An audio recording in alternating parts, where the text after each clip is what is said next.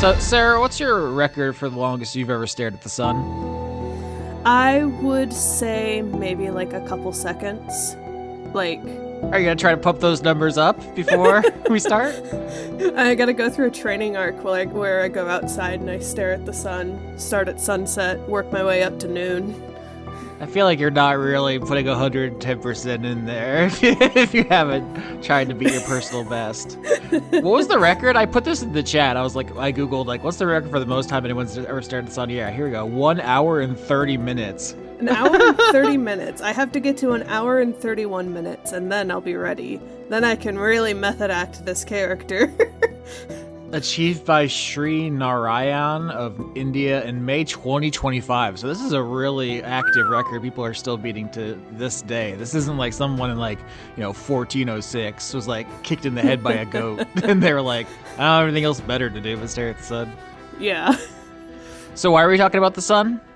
So we're talking about the sun because I came into the chat a year ago by now, I think.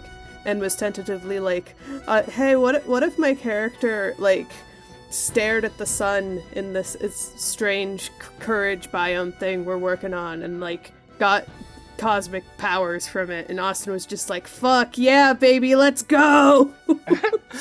I don't remember there was an earlier point of your character we were talking about, because I told everyone what the most common species were, and we were all trying to figure out, who wanted what, and what classes would go best with them or whatever. And at some point we were talking about the blind fighting thing that no one ever uses in D&D.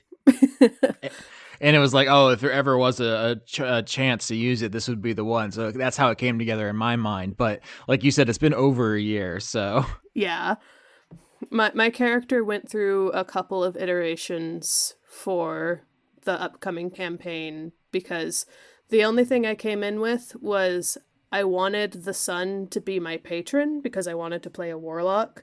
The original idea, which didn't quite fit into the setting, is that I've had a patron of the wishing star from fairy tales as a character idea for a long time. And this is not the wishing star. This is some inexplicable Numenon sun up in the sky, but same difference. And then you saw the Disney movie Wish, and you're like, never mind, that shit sucks. It's bad. There was one good song I like when Chris Pine did his thing. The rest of it, Garbo. Before we talk more about your character, we should introduce you, Sarah, the Cosmignon, as you're known on the internet. Yes, it's me, the Cosmignon, Sara. I don't know who's starting with the bonus episode of season 13 first, but if you are, welcome. Cosmignon most places. Spelling is in the description. I have a Patreon, a coffee, a store link with a couple of Dice Funk things on there. I would hope to make some more in the near future. I promised Joa that I would make a print of my character from season 11, so expect that within the next couple of months, I guess. We all have so many things going all at once. There's 10,000 things I need to record in every given moment. There's infinity arts.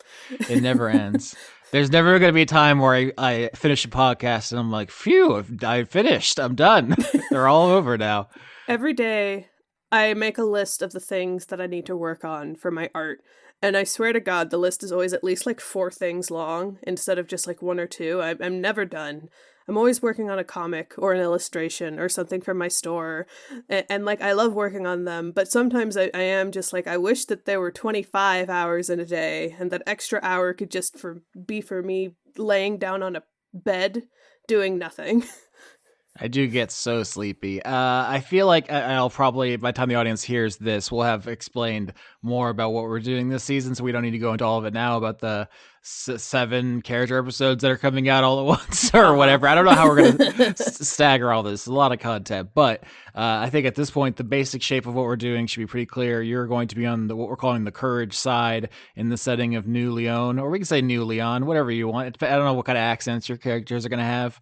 You're going to be playing a warlock character and one who's heavily integrated with the setting in a way that I really like. Sometimes people are just like, yeah, I'm like a mysterious loner with my tragic backstory, and I have like a cool sword and stuff, and I don't really care about anything else going on. And it's like, okay, oh, if that's what you want to do, I want to facilitate your dreams, but you could kind of be in any setting. But yours, I think you're also going to be like the most respected character that we're gonna Yeah. hang out with, because Dan was immediately like, I'm a little worm, I'm a grub, step on me, kick me in the balls, I rub am dirt in my nothing but a face. worm. I grovel at your feet. And I Dan's the think, most suffering character in the setting, I think.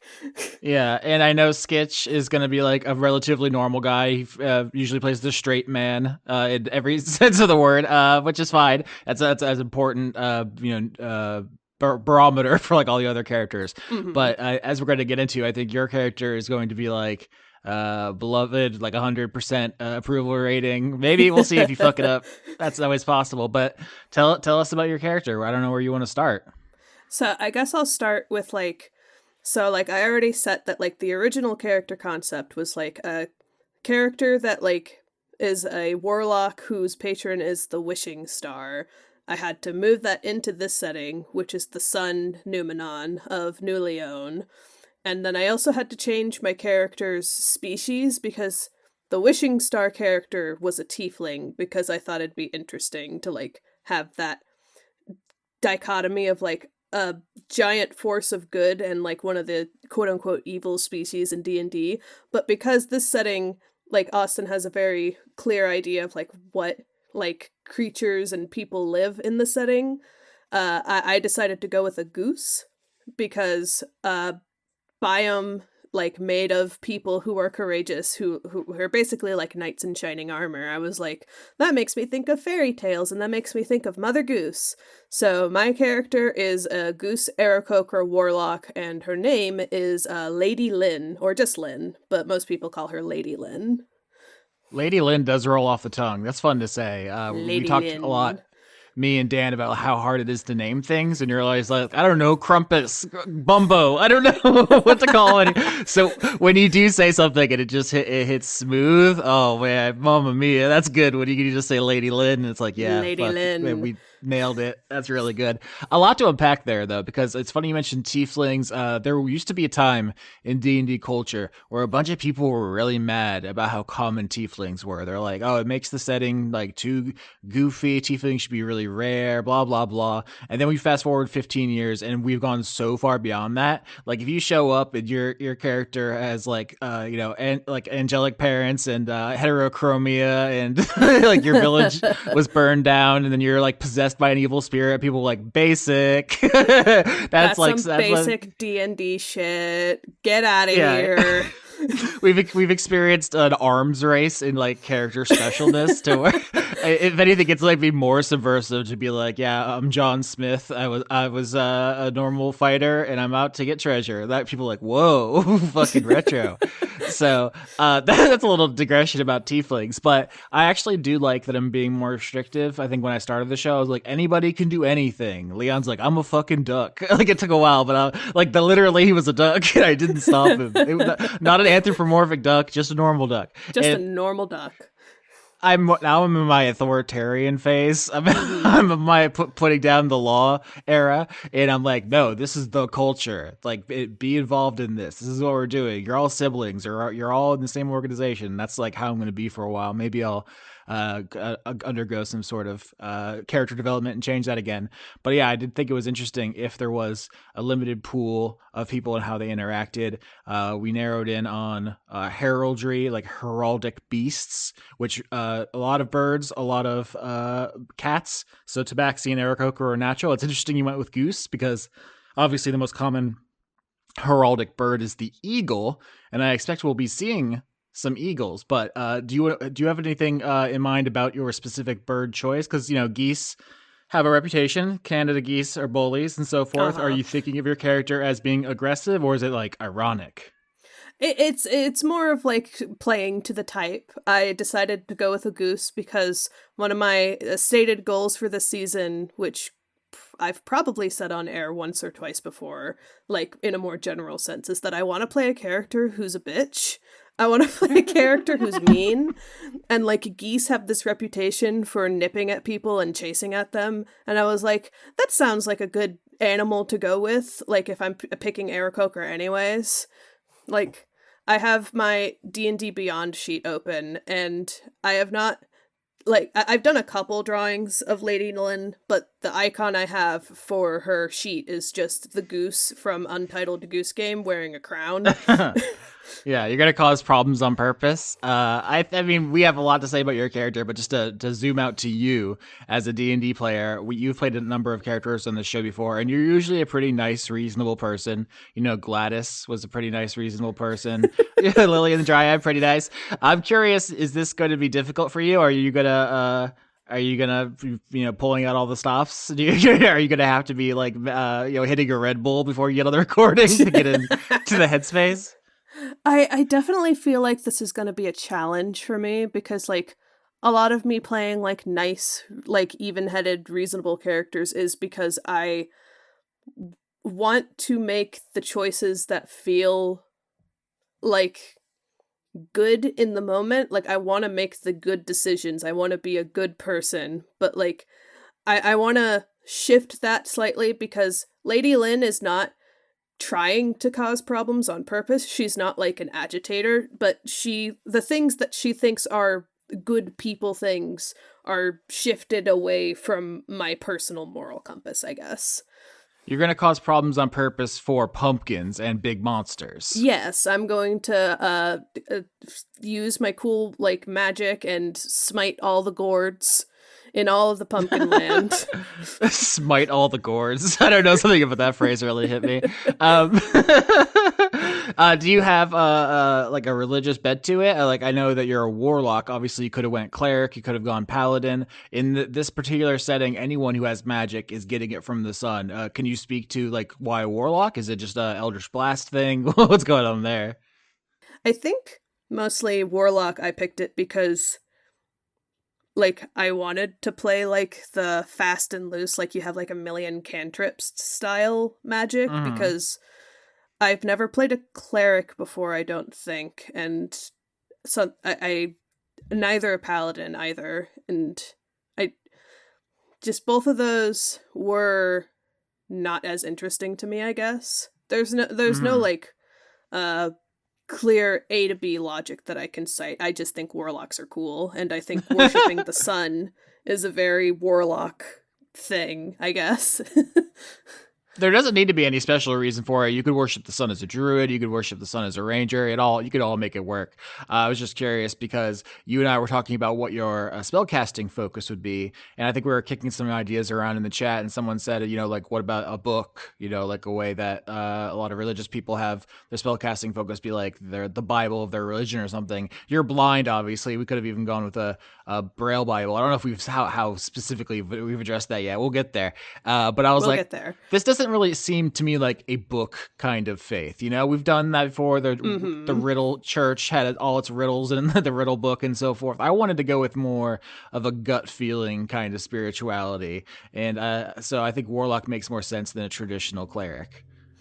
Yeah, I'm excited to play a warlock because I like the pool of spells that they get, and I just like the energy of warlocks. I think that like the flavor of like I am powered by the thing that could take away my powers at any minute if I don't follow the instructions they give me. But like I've dedicated my life to them because of that.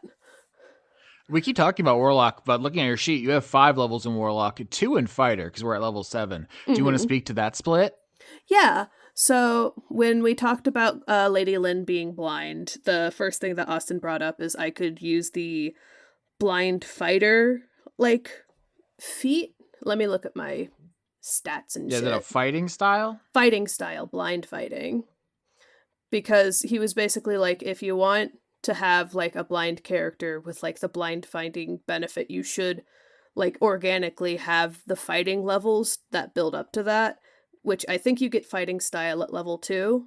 Mm-hmm. That's the only reason I could think of having that. So the in-universe characterization is that she started as like a fighter, like she was training with like the other people who like wield sword and shit to like fight the monsters in New Leon, but then she had this like religious experience where she looked up at the sun and went blind, and that's when she started leveling up in warlock. hmm And I think in a lot of cultures, a lot of times, a lot of places, looking at the sun until you go blind would be considered a boneheaded move. But to the people around you, it was extremely, I guess the kids are saying based now. It was an extremely based and Chad thing for you to do. Everyone respects it a lot. It shows dedication, and also you can shoot fire now, which is cool. I think blind sight, the intention is for like if you are in total darkness, like you could fight without being hindered, even though a lot of people have dark vision in D&D. It's like this is such an unpopular option in character building, which is why it excites me so much. This is why I built a whole character around like calligraphy or whatever the fuck that one season. You know, I'm always trying to find like a weird thing to base Yeah. the character on. But for you, it mitigates the normal downside of being blind, just like as a narrative choice. So you can play your character relatively normally. You know, it'd be Mm-hmm. one thing if you didn't take this, and then we have to like have an excuse anytime someone's like pointing at something, or you know, in every fight you get disadvantage on every roll. So it kind of cancels out there, but then does give you the normal benefit of being able to there are abilities where it's like, oh, you're blinded by something. If someone like uses a blinding light spell, that just doesn't matter to Lady Lin. She's already blind. And because Lady Lin went blind because she stared at the sun, like I did a little research into what that kind of blindness is like, because uh, pure solid darkness blindness is not the only kind of blindness that's out there. And when New I looked, blindness dropped. new blindness dropped, rare blindness pull. This is an epic level one. This is, this is fucked up. I didn't realize we were gonna get so edgy. The damage that happens to your eye when you look up at the sun, which happens a lot when people like stare at a solar eclipse, is called solar retinopathy. And it's basically like burning a hole in your retina. And basically, my thought is that she looked at the sun, and the sun is like a numenon. It's like not a normal sun. So the solar retinopathy is basically like for most of her vision. Basically, consider her vision as like solar eclipsed in her eyes. So like she has like periphery vision, but the rest of it is just like burnt out. Like she can't see anything directly in front of her or most of her field of vision. And this is like a holy blessing. There's a long tradition, of course, in various religious traditions of like bodily excoriation and being holy in some sense. You know, Opus Mm-hmm. Dei, the sect where they're always like, you know, mortifying their flesh and so forth. So a lot of fun stuff to play with here. I don't know how much, Sarah, you want to get in the weird scroll hole and talk about that kind of stuff, but you're welcome to. But I really like it's a very bold choice, so I really appreciate that a lot, and I think it's going to speak well to the character dynamics. This is the first of these we're recording for Courage, so you know the audience will have to wait more to hear about the other characters. But I like the assertive, you know, nature you're bringing to this as opposed to the more stoic or the more worm-like characters. I think you're setting yourself up for like a strong role-playing choice, and if you followed you know your Sarah development over the seasons where you know there's some times where you're like very overwhelmed or nervous. I don't know if you want to speak to like that journey. You've been podcasting more and more and more. Are you just more comfortable in this and you're finally ready to lean into it? Yeah, I'd say I'm getting more and more comfortable the more that like I podcast on the show, because when I was playing Gladys, the first character, I kind of went into that expecting that she might die at any moment, so which was kind of good for the nerves, I guess, because like if there's a character that might die because this is like a side story, then like I can kind of do what feels best in the moment, but I was still very nervous, and that showed through in the character acting. Gladys was a very nervous person. Yeah, and I think it was clever to have a character who was also audibly shaking at all times. I felt like that was a strong choice. It really worked all in all synchronicity together. Lillian was a character that I felt a little more comfortable playing, but because they were part of like the main season story, I felt less comfortable making like big decisions because I didn't want to do something that would fuck things up. Even though I know that like the show kind of lives on when things get fucked up. It's the fucking things up show, yeah. Yeah. I felt I so like through the journey of playing those characters, I kind of started feeling out what I felt comfortable doing. And with this new character, I'm kind of trying to find an in between of like not caring at all if they die and caring too much about if they make mistakes. Because I think one of the mistakes I made with Lillian is that I tried to build up things in like their character that didn't have a natural way of coming up very much. So this time Lady Lin is just a character who knows what she believes in, she knows what her goal is, and I decided not to give her any backstory characters. Like she has like connections with the other characters that she's playing with that I'm playing with in this season, but I'm not giving her like any named people in her backstory because I don't want to worry about trying to work that in. I want this to happen more organically, like some of the stuff with Gladys did the first time. That's a great point because often on this show, and assume this happens at all kinds of tables, people will come with their idea for the character and be like, in my backstory, I have this mysterious rival, or I have like a long lost cousin, or I have this person I'm trying to kill, and then that has to be like worked into the campaign, or the player will feel disappointed. And we've done that plenty of times. There's nothing wrong with that style of play, but for this campaign, which has been going through a lot of iteration over literally like 2 years at this point, we've gotten to a point where I'm like, hey, you're all are gonna fight a bunch of monsters and maybe pumpkins and stuff. Like, I don't know what's gonna happen because I don't know if Dan's gonna have a job. I don't know what's going on with anything at any time. So there has been so much stuff in the air. It didn't make sense to come up with like a lot of backstory characters. I don't know that any of you have any at least named characters at this point that I am thinking about. For me, it's there's going to be other people in the organization of knights, and we'll talk about that. And maybe you'll like some of them, maybe you won't. That'll just happen as it happens. So I'm really going in with even fewer preconceived notions as usual, which is, I mean, it could be bad, not to set up a possible pitfall for me to just tumble into. But if you don't like any of the characters, that's it could turn out bad. But it also, there's so much organic joy when we stumble into something that everyone really digs. Sometimes you get an Orville the orangutan, sometimes you get a Dwayne. You never know what's gonna happen. Sometimes you get an orangutan best friend skateboarding on the ceiling.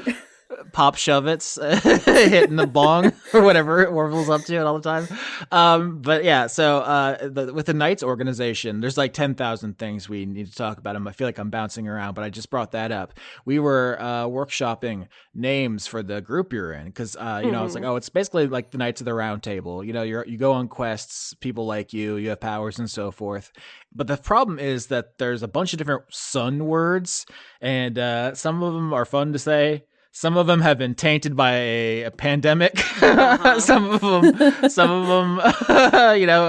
are just have bad mouthfeel. So I think where we landed was Helio Knights. How do you feel about Helio Knights? If you don't like Helio Knights, don't say that into the microphones there in front of everybody.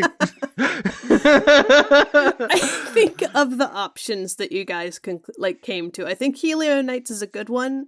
I think that also has a pretty nice mouthfeel. Helio Knight. It feels like it spirals around itself. It feels like it's catty corner to Hell Knight, which is like a thing in fantasy. It makes me think of Meta Knight, who I love, a very round guy who I like to think about. I do love Meta Knight. Yeah. When I was a kid and I was playing Smash Brothers on our Wii because it was a game that we owned.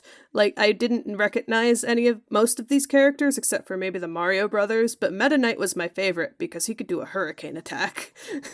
He's pretty good. Why don't we just play? I'm just gonna have Meta Knight show up and he'd be like, "I'm here too." Oh fuck, Meta Knight. But there's a bunch of really obvious. The line between clever and too on the nose is so razor thin. Mm-hmm. Because it's like, oh, that makes sense, and it's like, well, if it makes sense, then people are gonna think it's corny. I don't know. Maybe I'm getting too much in my head about it. But it's like solar nights. Now that doesn't sound good. The coronal mass ejection nights. I'm just like googling sun words. The sunspots. I don't know. And then, I mean, I'll probably have a longer conversation with Skitch because he wanted his character to be a descendant of a particular like subfaction within the order. It's like I'm in the tradition of this one guy in particular, and that's like, Mm-hmm. okay, now we need a name for that. And it's like, fuck, everything's gotta be named. Why can't it just be vibes based? Why can't you just say I'm chilling with the homies? We're the homies. We protect the realm. We gotta be like Dan. We gotta like just have a name like pop out of our mouth like once the character actually shows up, or the faction is just like Bingle Bombo. Yeah, half the episodes in season 12 are just named Goldkiss Anglesmith or Humdrum Deep Breath or whatever, like vital characters he just spit off the dome, or he just comes through in the clutch. Like none of that's pre-written, and he really comes through every time. So Mm-hmm. I'm sure he'll give us something. Like I wonder if we're gonna come up with a better idea like halfway through the season, where we're like, oh, we're actually the solar flares. Fuck, that was true the whole time. Retconning it, we're the flares. We're Team Flare. That's not taken, is it? Just someone whispers in your ear, "I'm sorry." But that's the thing. So I'm looking at your character sheet. What kind of stuff you want to talk about here? Your alignment, is there anything there? Let's see. Your Let's background's see. acolyte. Makes sense. Pretty standard. Yeah, I've got the acolyte background. I decided I'm lawful good because I'm good in the sense that like I'm doing what I think is best for my country and my people, and lawful in the sense that I'm following in the tradition of the major religion that everyone is a Mm-hmm. part of. Definitely makes sense. I like also that law here is more flexible, because oftentimes a lawful character will be like, well, let me check the book. I got to see subsection 6, article 5 says I have to stab you now. But you can be like, I feel like the sun wants me to do whatever the fuck I want, Austin. I'm getting sun vibes that actually this treasure is mine, and that could be the law as far as anyone knows. Mm-hmm. I have written that some like my description is like she has a bunch of battle scars because I imagine she's a slightly older like woman, like middle-aged, maybe later. She has a lot of fighting experience, I think. And so she's not like a perfectly kempt like beautiful white downy feathers goose. Like she definitely cares about her appearance, I think, but she's got like she's got stories she could tell. Battle Goose. You've taken sign language. I don't remember if we've ever had that. I think that there was a nonverbal character in season, oh gosh, 7, I want to say. But I don't know if we ever made a mechanical deal about that. I'm curious if that will come up. Do Mm-hmm. you have any thoughts about where that's going, or is that just a natural thing for a blind character to have? Don't remember why I picked sign language, except that like it felt like oh, they have that as an option, and I feel like that would probably be something that she picked up. It's sign language is more of something like for if you can't hear more than if you can't see, but like I I realized when I said it, I was like, wait, that is the opposite, Austin. But I didn't know how to get out of the sentence I had already started.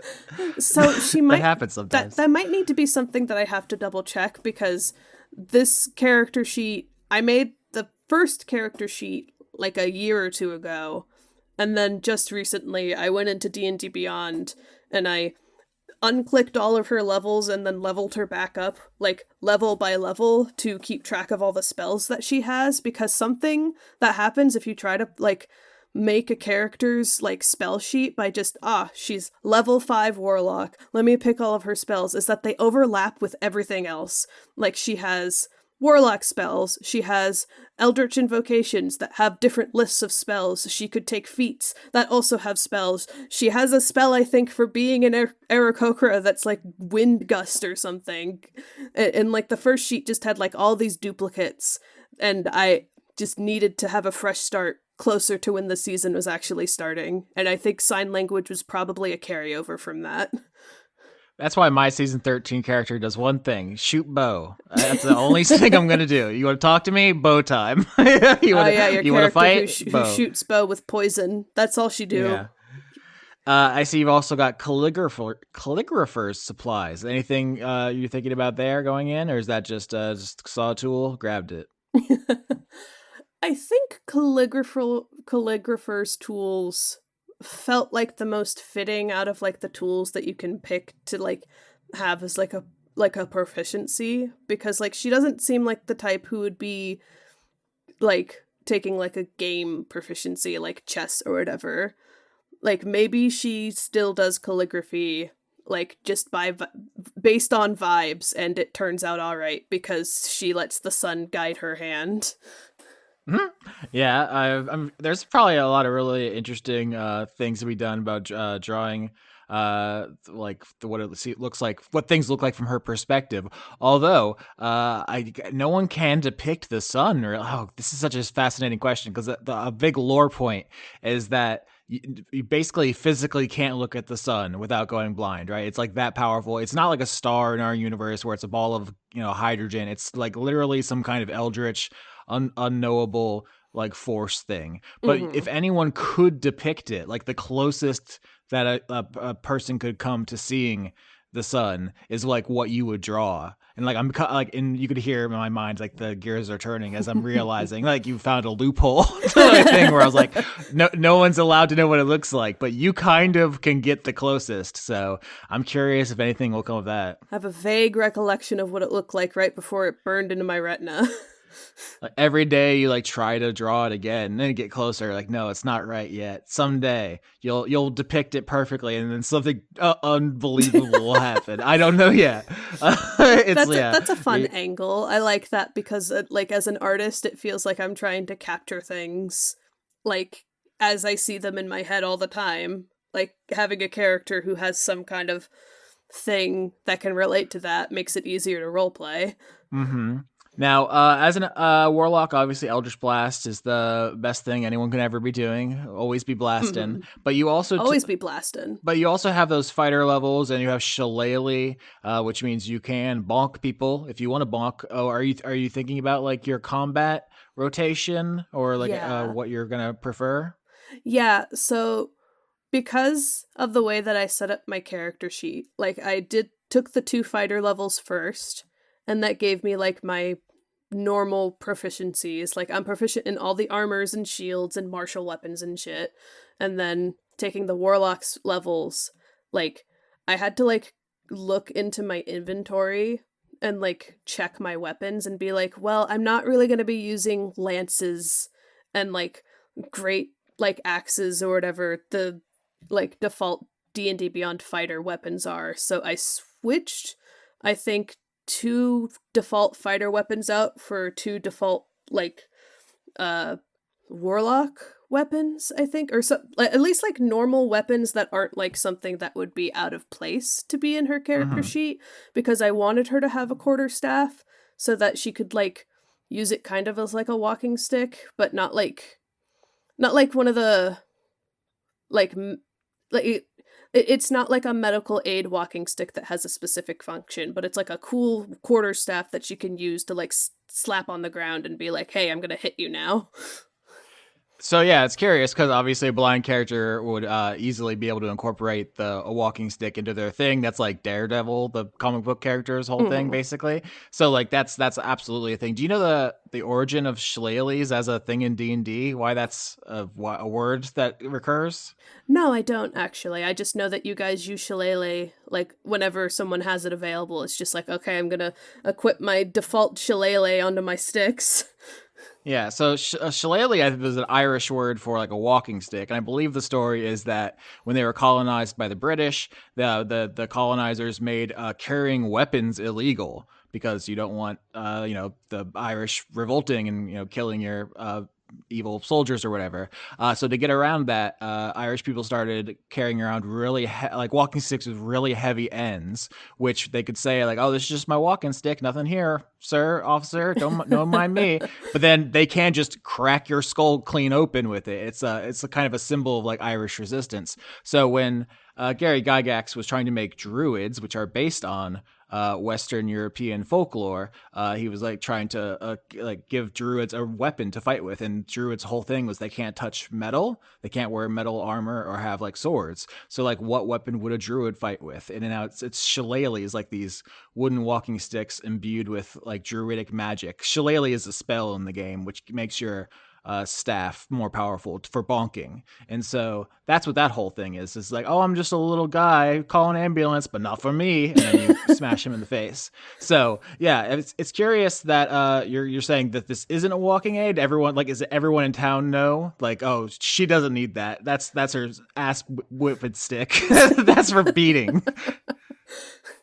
Like, I don't know. Maybe I'm like fumbling over my words because like I guess she could use it as a walking aid.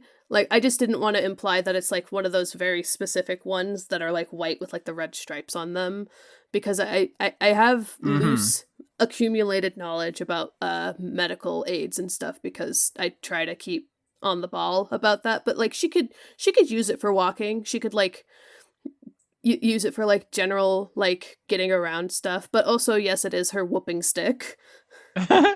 Yeah, I'm curious if we will build up a more specific history of it. Not every item in your inventory needs to be like a whole backstory, like sob story thing, but it's always open to us exploring and finding together some significance to it. Which brings us to your spellcasting focus, which I think is probably the most exciting item of any we've talked about in this season. I have a item in my inventory which is a reflavored acolyte thing that's like a holy symbol, but I'm using it as my arcane focus for like my Pact of the Tome that I have as a warlock, so that I can just have it in my inventory at all times to make sure that I can see it properly.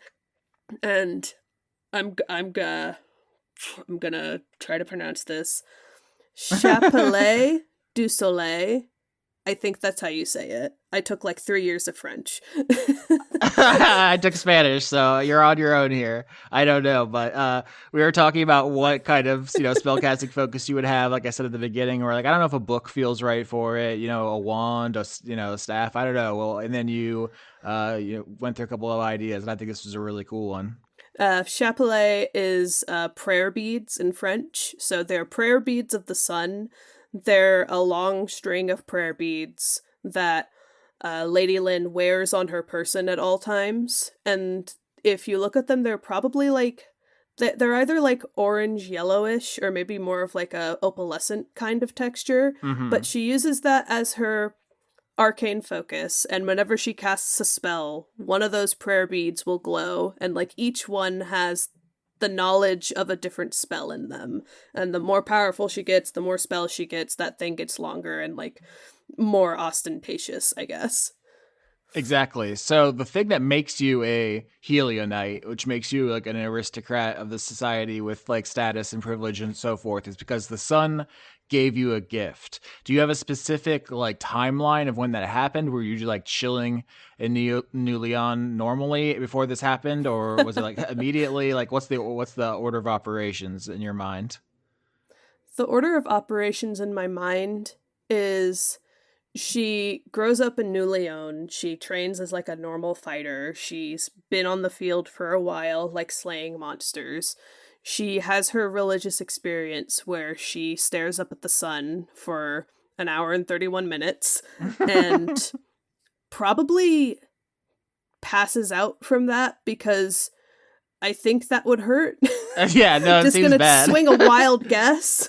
Uh-huh. And when she wakes up, she has the prayer beads on her. She did not see them come down from above, but like they're obviously hers because she can use them. Oh, okay. Well, that's really fascinating. So there's a couple of different ways that could have been. It could have been like they came down from the sky, and then you were so inspired by the gift that you stared at the sun until you went blind. It could have been, you went blind, and then after like the longer period, it felt like you were rewarded for your devotion. But having them happen like basically simultaneously feels especially portentous. That's the kind of the vibe I was thinking. It's like when you walk down the street, people are like, "Holy shit, here she comes, Lady Lin! Can I get an autograph, Lady Lin?" Like you're like hot shit because the whole culture revolves around the sun, and it seems like you're the sun's favorite daughter. Like the sun loves your ass, which is crazy considering what it did to you. But the sun stones, because I was trying to think when we were talking about prayer beads, I googled like sun rocks, and stupid Google AI was like, "There's no rocks in the sun. It's made of gas." Like, fuck you, Google AI. That's not what I meant. I'll strangle you, Google AI. You useless bitch. But no, I was looking for. There's a thing called a sunstone. That's like literally a type of rock that exists, and there's a number of stones and gems that evoke the sun, oranges and reds and so forth. But then I realized we're not tied down to any real rocks. We could the perfect sun can give us whatever the fuck. So are you envisioning like the beads being of different gems, some real, some fictional? Like, are they in your mind? What's going on here? In my mind, I imagine each of the little beads is like this really pretty, like polished, like orange, yellowish looking type of bead that like when you hold it up in like the light, it would like shimmer like all these different kinds of colors. Mm-hmm. And it's not any particular gemstone in real life. My head keeps going to carnelian because I've seen what carnelian looks like in real life, and that's like a nice like creamy orange color. So like that's probably what they look like when they're not in use. But like when they are in use, they like don't need to follow the laws of like normal rocks anymore. They can just look as pretty as I want them to.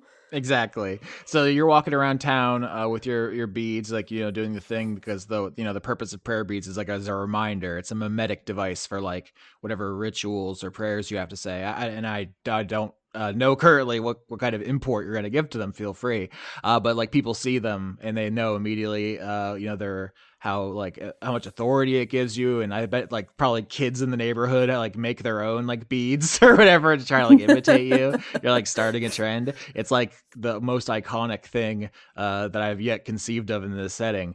Are you going to be feeding the beads a lot of monsters? Because that's a mechanic this season. Is whoever kills the kaijus gets a +1 to their thing. I would really like to be able to get some kills down on some monsters so that I can make my beads more powerful. Yum yum, beads hungry. If they're +1 and it's like an arcane focus, I assume that makes my spells stronger, which that sounds great. Yep, spell attacks and spell save DCs go up by 1. So yeah, eventually you can be if you kill enough monsters and feed them to your beads, you can be like wombo comboing people like up into the sky with Eldritch Blast, like ripping off 6 shots and just like juggling them like Guilty Gear until like just throwing a woolly mammoth into the sun. I guess if you get the there's a Eldritch Invocation that like with Eldritch Blast pushes people X amount of spaces or whatever. You could like use that as like basically just to catapult people over the mountains. I don't know. Whatever you want. But that's the thing is I want you all to be incentivized in character to take the monster hunting seriously, and I think that's a cool way. It's like a competitive way too, because it really if you kill one monster, only the person who gets like the final shot gets to absorb its like soul. Yeah, we're all gonna be fighting over that last shot on that woolly mammoth. I'm really excited to see about how that all works out. But beads hungry yum yum is absolutely a driving focus for me at this point. That does remind me, I can just look at what my Eldritch invocations are. I've got Pact of the Tome, which is tied into the beads. I've got Agonizing Blast, which means I can add my Charisma modifier to damage rolls. I've got Eldritch Spear, which takes one of my cantrips and gives it a range of 10 feet. And if it has a range of 10 feet or more, then you can increase it to 150. That's more impressive. Fiendish Vigor, so I can cast False Life on myself, and Armor of Shadows so that I can also use Mage Armor. I can buff myself up, buff up my spells, and then shoot something from like a football field away. Yeah, I once played in a campaign. This wasn't on Dice Talk. This was with my friends in Tallahassee, where someone took that, and then their whole character was about trying to start every fight from as far away as possible. They were always like, I find a mountain ridge, and I'm sniping down at them, and I was like, okay, well, it takes 8 rounds for them to get over to you. This is like, but the Eldritch Blast sniper rifle does not play around. So I really think it's gonna be funny if you concoct some sort of scenario where Skitch and Dan are trying to run down to the monster before you solo it from a football field away. It's just all right, boys. Whoever, if you can get to the mammoth first before I kill it. Yeah. I really like the idea of you just completely trolling them and bullying them. Basically, that's a fresh new dynamic. But so this character seems like a lot of fun. I'm excited for your stuff. I'm looking. All your stats are positive. You don't have any like glaring flaw. So that's usually a thing I try to pick on characters for. You haven't given me an opening there. Yeah, I tried not to give her a dump stat because I wanted her to at least have no negatives. Like you say that they're pretty good. It's like my best is charisma, which is a +2. I've got pretty decent strength at a +1, and then everything else across the board is +0. Just you cannot detract from my rolls, but my rolls don't really get a buff either. Yep. So a pretty solid, balanced all around character. Your character like details at the bottom. It does say you can hold a grudge as your character flaw. I'm curious if there's gonna be someone from the court of knights who pisses you off, or if it's gonna be a pumpkin person. Do you have any prejudices against the inhabitants of Dynias, the fear biome? I assume you probably on religious grounds, if not personal. Yeah, I think any prejudices that Lady Lin has toward the people of Dynias is probably like religious first, and then second, just like her experience interacting with them has probably been like whenever they do cross over on the front lines and it's like a hostile like invasion or like someone like attacking a village. So she does not have a very high opinion of them, I would say. Whatever her specific grievances with them are, I think is something I'm going to have to feel out during the campaign because I want to get a feel for what the situation feels like in the moment before I decide anything. You don't need to come in with a bunch of like homework, a bunch of written up like 10 commandments or anything. But I am curious to see you as the kind of frontline storyteller on the faith and on the fervor, where you could really lead a lot of that sort of work and the themes and motifs and so forth. So it makes sense not to come in with like too many hard lines on it, to feel it out. But I definitely think you're going to be one of the more important members on our side, at least for like the tenor of like, are we in, what'd you say, Smite the Gourds? Are we in Smite the Gourds mode? Smite the Gourds. Or are we just like, keeping it kind of chill while we're trying to feed kaijus to our beads? So could go either way. Just like definitely something I'll think on that more. I do at least I like what you and Dan were talking about in the like session 1 primer stuff where it's like the sun is always shining in New Leon to the point where there is no night, if I understand right. So like I think she probably values the fact that like the sun like makes it so that you can't hide in the shadows to do shit unless you're like really trying to. And if you're really trying to hide in the shadows, you probably have something that you're trying to keep from people and you want to hurt them, and she's gonna get you. Yeah, like people who move to Florida who are just, they love the sun so much and they always want to be out there. I'm from here. I'm tired of it. Put me in the shadows. I'm sick of this shit. But I definitely understand a lot of people feel that way, and it definitely could lead to some moral questions here. I assume at some point the party may cross over into the dark woods, and I'm curious to see how that all works out. You are not going to be disoriented by the darkness. I want to bring that up at some point. But yeah, as you said, in New Leon, sun always there, no night. So It's gonna be fun. I think we're good. I think this is it's all working out. I like this character a lot. Yeah. I'm looking forward to playing her. The challenge that I'm giving to myself to be a bitch is less like agitate in specific and be mean and uncooperative, and more just like I want to make more decisions that are something that like narratively makes sense for her without feeling like I need to hold back because, oh no, what if that causes something bad? What if I make someone mad? It's like she doesn't give a fuck if she makes someone mad. Yeah, take it up with the sun, bitch. You want to speak to my manager? Get a big ladder, go up there, talk to them.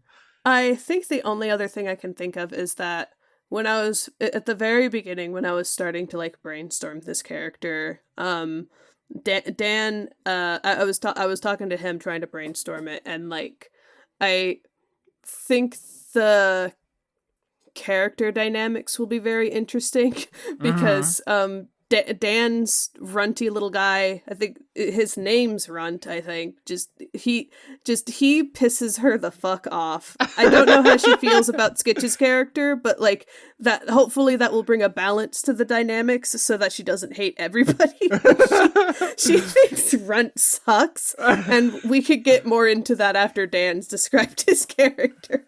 Yeah, these character episodes, this is like an experiment with this season. We try to do something fresh with each new campaign. Like sometimes we had two parties, sometimes, I wasn't the DM, etc. This time it's like, what if we have these hour-long discussions up front, and then before we jump into the campaign. I am curious because now that we have the basics out of the way, it's like, how do they interact? And if everyone is beating the shit out of Runt all the time, including his party members, I'm curious where that'll go, because I think it makes sense for like in an aristocratic society where you all feel like you've earned your place and like the favor of the sun. If there's just some little fucking dweeb here, it like undermines the whole thing. So that's absolutely something to dig into there. And then Skitch's character, I assume, will be thoughtful and have just the most outrageous arsenal of puns, and will at some point try to build a trebuchet to fire him into the sun. But yeah, that's the last thing that I wanted to say about like the character building of Lady Lin, because I think I've run out of things to say, but I just want to keep going because I like Lady Lin. I'm holding her up to you. I think she is a fun goose. What do you think of my goose? Please approve of my goose. What do you think of my goose, listeners? A honk for Lady Lin? Just a honk for my sweet Lady Lin? Yeah, no, it's good. I'm holding her gently in my mind. Oh, thank you. Well, a good honk to you, Sarah. I'll talk to you soon. All right, good honk to you as well, Austin.